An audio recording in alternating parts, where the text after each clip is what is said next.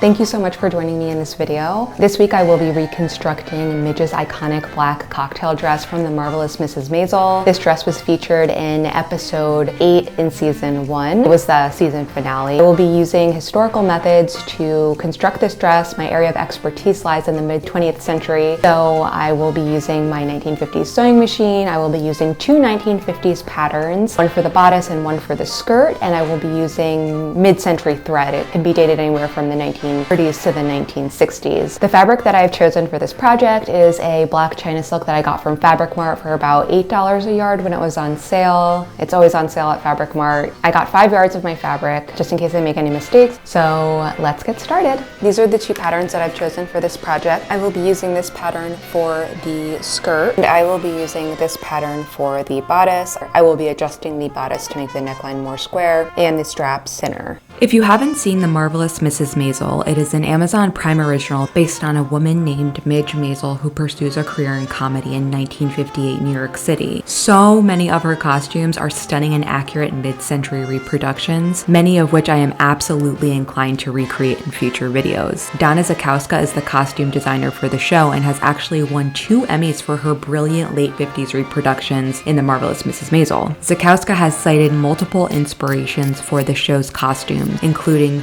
period photographs, European fashion trends, and the many cultures of New York City. 2 costumes created by Zakowska for the show's first season are now in the collection of the Smithsonian's National Museum of American History, one of which happens to be the black cocktail dress I am creating in this video. I understand why the dress was chosen to be on display. It encompasses the simplicity of the little black dress, yet its design renders it one of a kind. The fabric is a satin weave, which gives the dress an eye-catching depth, and I get why she did that. All eyes were meant to be on Midge in the season finale. The dainty bows that cap the sleeves add an element of character to the dress, and the fabric belt is reminiscent of the period. I couldn't have envisioned a better late 50s black cocktail dress. The dress exudes poise and confidence. Zakowska said she was inspired by Joan Rivers when making the dress. I wouldn't usually mark my seam line, but this neckline needs to be ultra straight, so it really pays to be precise. After marking my cutting and seam lines and cutting out the bodice pieces, I move on to marking the darts. I honestly hate using chalk. It makes my fingers feel all dry and gross. These are the threads that I will be using. These spools are so tiny. It always takes like 3 or 4 of them to make not 3, and like 2. It always takes like 2 of them to make a whole dress.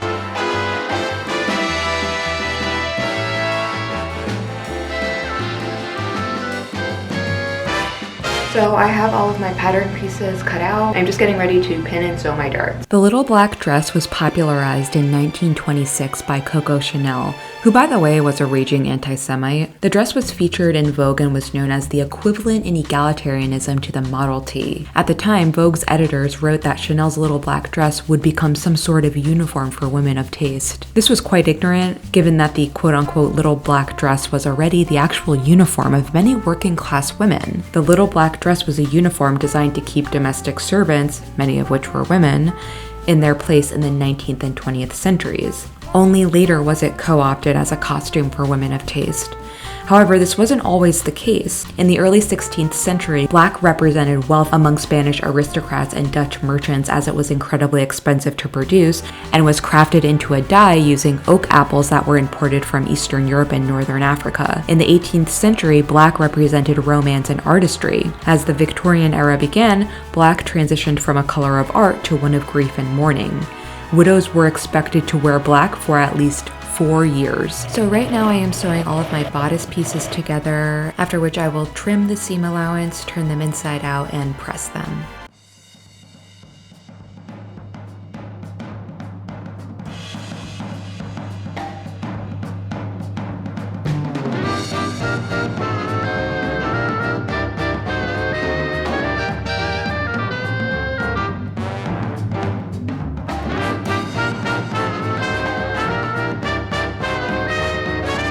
Next, I am going to hand sew the straps to the bodice, being meticulous to only catch the lining and not the front piece.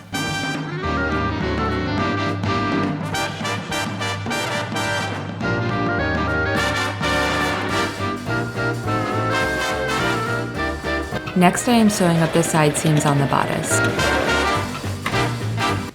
Here's the bodice. I absolutely love the way it looks so far. So next I am preparing my fabric for a French seam. French seams seem so annoying in the moment because they take longer. However, I feel like they do save time in the end because you don't have to pink, you don't have to fell. So I would recommend them, especially if you're using silk or a lighter fabric.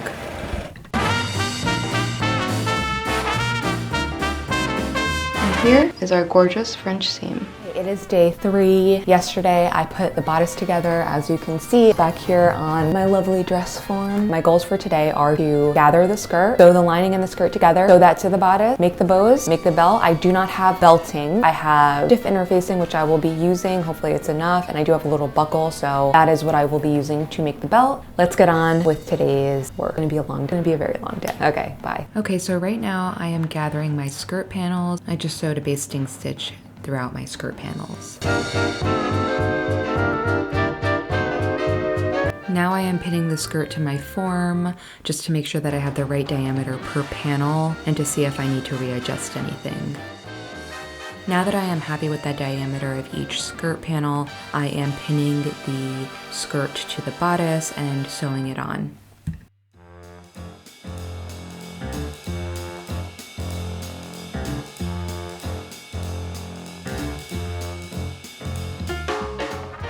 So I just sewed the bodice to the skirt, and I love how full and voluminous the skirt is. It's just so flowy. Now I'm going to get on to hemming the overskirt and the underskirt. So this is gonna take a little while, but it's totally worth it though. It's so pretty. I think I'm going to do about a 2-inch hem. So you can kind of see it's like sheer, and then there's the under layer, so I'm gonna kind of do the hem up to there. So far, I am loving the progress.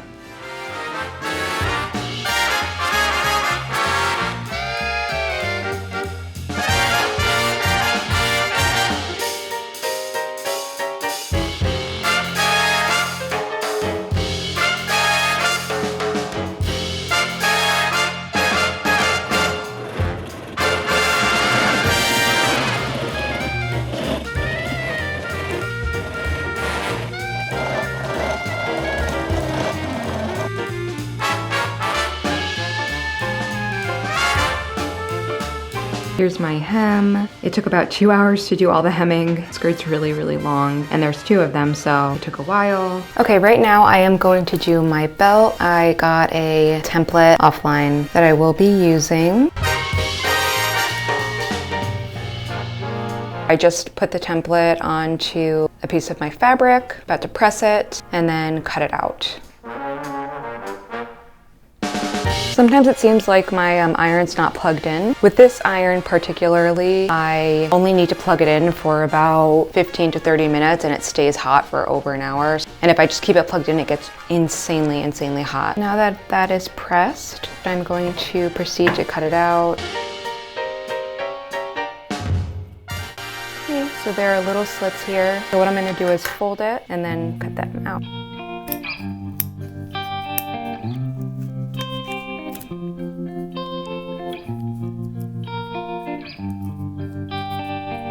Now here is my fabric belt buckle.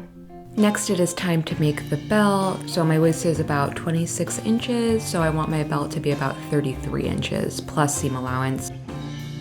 I finished the belt. I actually triple interfaced it with band roll, and it's actually pretty sturdy, especially for a fabric belt. That's why I love making my own clothes. I can strengthen them where I want strength. I can change them where I want change. I feel like the fabric belts that you get with a dress nowadays, they're so flimsy, and whenever you sit down, they kind of just crunch. With this belt, it won't do that, and probably be pretty durable for the rest of my life. Now it's time to make the bows. This is actually my favorite part of the dress. I think they're such a great little feature.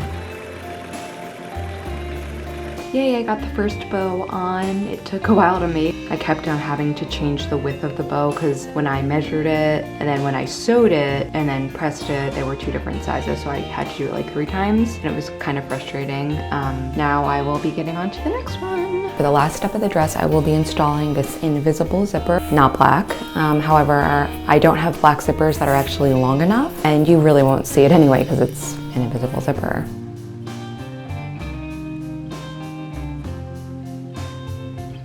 I just finished sewing up the back seam. I'm going to give her a final press and then we can move on to the reveal. Now time for the reveal.